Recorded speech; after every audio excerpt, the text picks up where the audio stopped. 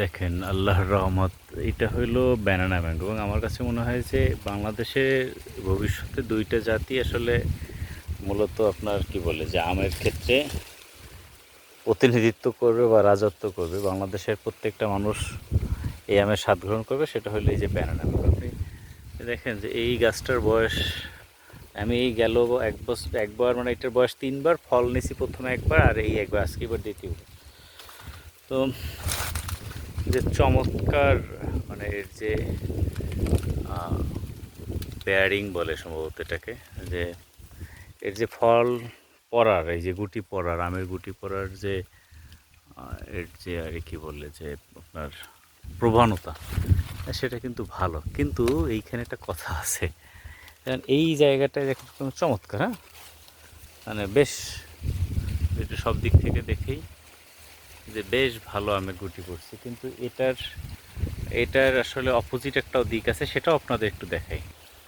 এই যে এই গাছটা দেখেন, এটাও কিন্তু বেশ ঝোপালো গাছ, কিন্তু আমার কাছে মনে হয় কি যে এই গাছটায় 5-10টার বেশি আম আসলে টেকে বলে সন্দেহ। কারণ হলো এইটায় কি একটা রোগ লাগছে, এইটা আমি এখনও বুঝতে পারতেছি না। ওরা বলে যে হপার, কিন্তু এটা দেখেন এই যে এগুলো দাঁড়িয়েছে এখানে, কিন্তু ওই রকম আম নাই বললেই চলে, 2-1টা করে আছে, তাই না? এটাও টেকবে বলে সন্দেহ, কারণ এগুলো পড়ে যাবে। তো এবং দেখলাম এবছর বেশ কয়েকটা গাছে আমার এইরকম হয়েছে এবং এটা হতাশাজনক। যাই আসলে আল্লাহ এক জায়গা থেকে দেবে, আরেক জায়গা থেকে দেবে না। তো একটা জিনিস আমি একটু যারা করে না, আমি একটা জিনিস বুঝতে পেরেছি, সেটা হলো এই গাছটা শুরু থেকেই এই যে দেখেন, এই যে দেখছেন এইটা, এই এই যে এইগুলো, এই যদি এখান থেকে এরকম বের হয়, আসলে এই গাছগুলো শেষ পর্যন্ত এর পরিণতি ভালো হয় না। হ্যাঁ, এই যে দেখেন, এই যে এখান থেকে বের হওয়ার কথা, ওখান থেকে কিন্তু বের হয় না।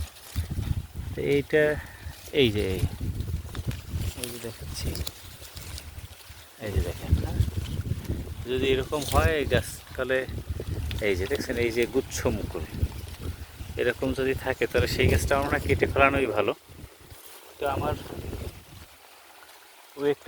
ওই একটা গাছ আছে, ওটা বেশ ভালো, আর এইটা খারাপ হয়েছে, আর ওইটা ভালো আছে। ভাবছি যে তাহলে এই গাছটা উঠেই ফেলবো। এখন দেখি এই বছর কয়েকটা আমার আসলে এটা টেক